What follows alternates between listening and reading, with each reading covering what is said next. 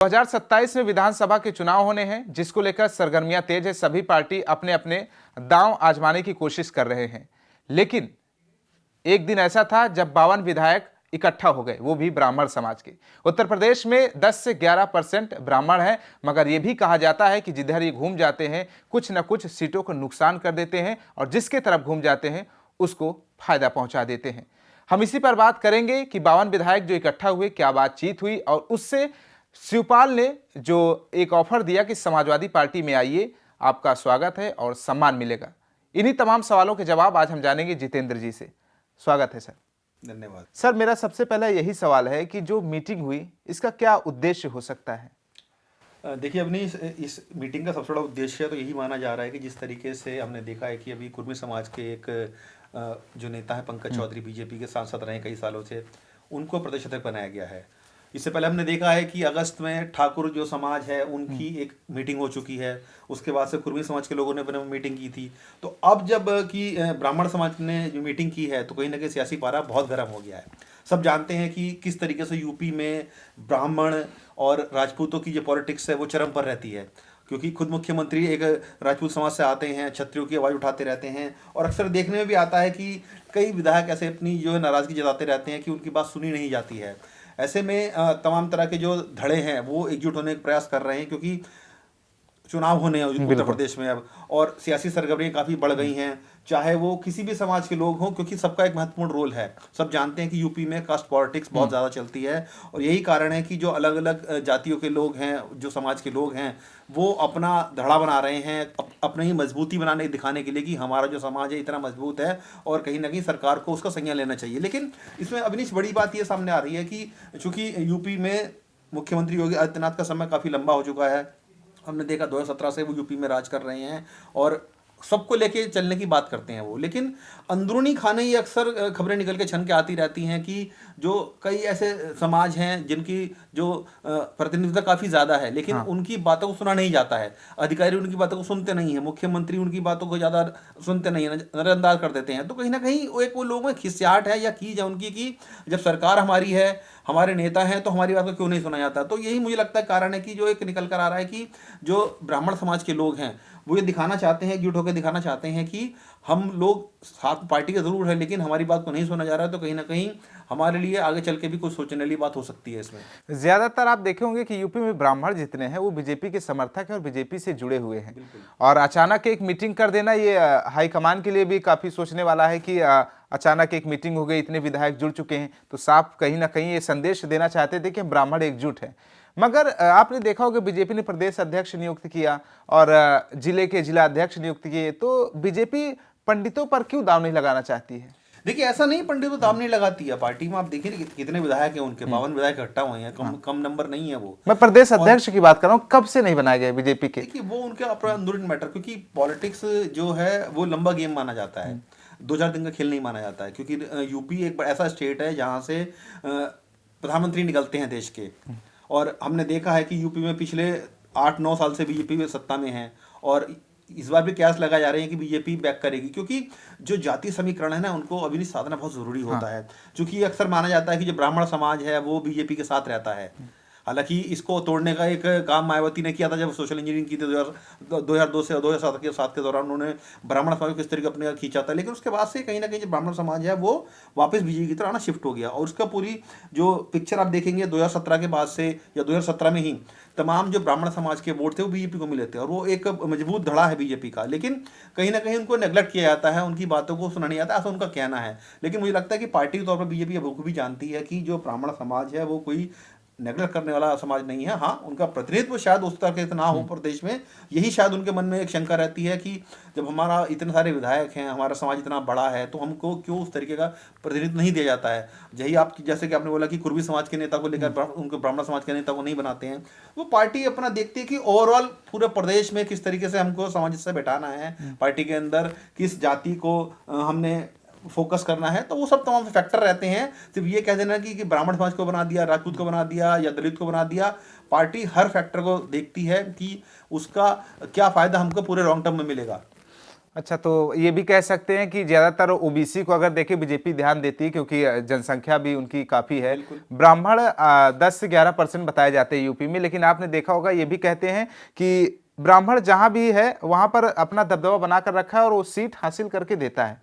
तो इस वजह से भी आप देखें कि वो प्रदर्शन किए 52 विधायक कि अगर 2027 के चुनाव में अगर कुछ हम लोगों को ऐसा लगा, तो ये क्या संदेश मतलब जा रहा है जनता के ये बीच? संदेश पार्टी को ये लोग ये देना चाहते हैं कि हम बीजेपी के साथ हैं ज़रूर, लेकिन अगर हमें नेगलेक्ट किया जाएगा तो हम दूसरा रास्ता भी देख सकते हैं। हालांकि वो रास्ता इतना आसान नहीं होने वाला है। हमने देखा है कि जो समाजवादी पार्टी के नेता हैं शिवपाल यादव, उन्होंने उनको एक दाना भी डाला है कि अगर आप तो नाखुश हैं तो हमारे हाँ, पास तो आइए सम्मान मिलेगा सम्मान बराबर। मिलेगा हाँ आपको। लेकिन मुझे ऐसा लगता नहीं है कि पार्टी कोई इस तरीके का सा इनको ऑप्शन देगी कि आप दूसरी जगह, क्योंकि पार्टी जानती है कि उनकी वैल्यू क्या है हमारे लिए, क्योंकि ये कोई एक दो दिन की बात नहीं होती है, लंबे समय से वो लोग साथ रहे हैं, विधायक बने हुए हैं अभी भी। हाँ, कुछ समस्याएं हो सकती हैं, पार्टी मुझे लगता है कि जरूर उनकी बातों को सुनेगी, क्योंकि चुनावों में हर एक वोट कीमती होता है, हर जाति का, हर आदमी का, हर समाज का वोट कीमती होता है। और बीजेपी कहीं नहीं चाहेगी कि उस वोट बैंक को लूज करा जाए, क्योंकि देखिए बीजेपी में इतनी जातियां हैं, कहते हैं ना कि जाति है कि हाँ जाति नहीं बिल्कुल। है, हाँ और उसी के इर्द गिर्द पूरा चुनाव घूमता रहता है यूपी का। चाहे वो ब्राह्मण समाज हो, दलित समाज हो, मुस्लिम समाज हो, क्षत्रिय समाज हो, वैश्य समाज हो, कुर्मी हो, तमाम तरह की ऐसी पार्टियां हैं, जो धड़े हैं जो यूपी में नजर आते हैं हमको। और हर क्षेत्र के अपने अलग अलग जातियां उनमें फोकस रहती हैं। अब जैसे कि अपने इसी मीटिंग की अगर बात करूं तो ज्यादातर जो विधायक थे वो पूर्वांचल और बुंदेलखंड की एरिया के विधायक थे उसमें। तो उनको कहीं लगता है कि अगर हमारी जमीन यहाँ खिसकती है तो हमारे लिए मुश्किल हो सकती है, या हमारी बात नहीं सुनी जाती है तो हमारे लिए मुश्किल हो सकती है। पार्टी को भी वो संदेश देना चाहते हैं कि अगर हमारे समाज की बातों को पार्टी अगर नहीं समझेगी तो जो वोटर है वो कहीं ना कहीं नाराज होगा, हो सकता है चिटक ना जाए। तो ये एक संदेश देने की कोशिश है कि समाज को बना के रखिए, ताकि जो वोट बैंक है, क्योंकि देखिए वो प्रतिनिधित्व तो अपने समाज का कर रहे हैं ना, जनता का। अगर जनता की बात ही उनके सरकार में नहीं सुनी जाएगी तो जाहिर सी बात है कि वो उनको दिक्कत होगी आगे चल के। तो यही संदेश देना चाहते हैं कि जो समाज है उसको कहीं ना कहीं नेगलेक्ट ना किया जाए, उनकी बातों को सुना जाए, अधिकारी उनकी बातों को सुने, मंत्री उनकी बातों को सुने, क्योंकि ये आज की कहानी नहीं है बिल्कुल। ये लंबे समय से चली आ रही है, ऐसी हाँ। शिकायतें हैं। अच्छा, मैं ये भी कह सकते हैं कि कहीं ना कहीं वो अपना प्रदर्शन करके दिखाना चाहते थे कि हम बीजेपी के साथ ही हैं, लेकिन हमारी बातें कुछ सुनी नहीं जाती। तो इस पर सरकार को ध्यान देना चाहिए और पार्टी को भी ध्यान देना चाहिए कि हमारी बातों को सुने और हमारे समाज के कुछ हितों के लिए काम करें। मगर एक मेरा और सवाल है कि अगर ये विधायक नाराज हुए इलेक्शन के टाइम में और अगर समाजवादी पार्टी को तरफ थोड़ा झुकाव हुआ, तो क्या लगता है यूपी में ऐसा हो सकता है? अगर होता है तो क्या समाजवादी पार्टी सरकार बना सकती है? देखिए, सरकार बनाना ना बनाना तो बहुत दूर की कौड़ी है अभी, क्योंकि अभी बहुत लंबा समय है चुनाव होने में, लेकिन तैयारियां सभी पार्टी कर रही हैं।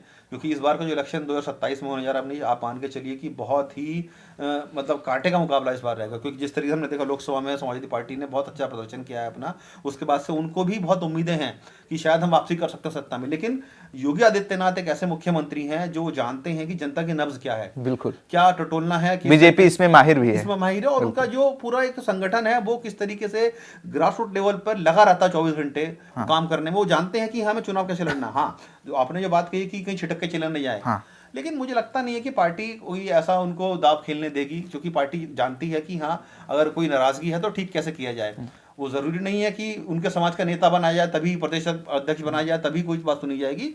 उसको किस तरीके से सबोटाज करना है, किस तरीके से उनकी बातों को सुनना है, क्योंकि देखिए अगर वोट बैंक खिसकता है ना तो पार्टी के लिए मुश्किल हो सकती है। और बीजेपी कतई नहीं चाहेगी इस बात को कि उनका जो वोट बैंक है, जो ब्राह्मण समाज का वोट बैंक उनको लंबे समय से मिलता आ रहा है, वो छिटके, और वो कोई ऐसा रिस्क नहीं लेगी। अभी लंबे समय है, अगर कोई उनकी शिकायतें हैं या कोई मनमुटाव है उनके मन में, विधायकों के मन में, या उनको ऐसा लगता है कि उनकी बात सुनी नहीं जा रही है, तो मुझे लगता है कि योगी आदित्यनाथ इस बात को बखूबी जानेंगे और उसको ठीक करने का प्रयास भी करेंगे। अभी आपने देखा होगा कि जो प्रदेश अध्यक्ष है उन्होंने इस बात को लेकर एक बात भी कही है, बिल्कुल, ये दोबारा नहीं होना चाहिए इस तरीके से, कि पार्टी के लिए, क्योंकि देखिए संदेश जाता समाज में कि पार्टी के विधायक उनके खिलाफ जा रहे हैं, तो कहीं ना कहीं संदेश ऐसा जाता है कि शायद कोई अंदरूनी गड़बड़ है।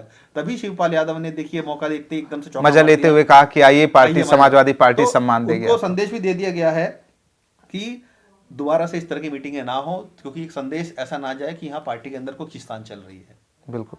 अच्छा, अगर समाजवादी पार्टी पर ब्राह्मण किस जो शिवपाल ने कह दिया कि समाजवादी पार्टी में आ जाइए, आपको सम्मान मिलेगा। ऐसा आपको लगता है कि ये जो विधायक है उन पर विश्वास करेंगे या समाजवादी पार्टी से विचारधारा उनकी मिलती जुलती हो? देखिए, सवाल यही विचारधारा हाँ। का, क्योंकि देखिए ब्राह्मण समाज एक शांति प्रिय समाज माना जाता हाँ। है, और समाजवादी पार्टी के ऊपर तमगा लगा गया है कि किस तरीके से वो माफिया राज चलाते थे, किस तरीके से गुंडाई उनके राज में होती थी, किस तरीके से मारपिटाई होती थी।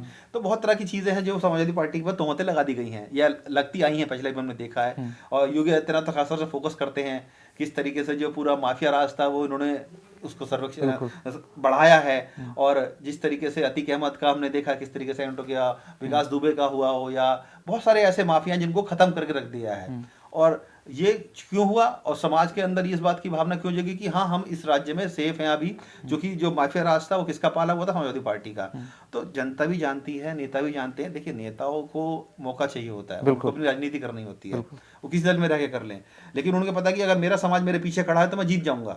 लेकिन आज की डेट में जनता इतनी बेवकूफ़ नहीं है, उन्हें भी पता है कि हाँ कौन उनका हितैषी है, कौन समाज का हितैषी है, और कौन कौन सी पार्टी उनके लिए काम करेगी।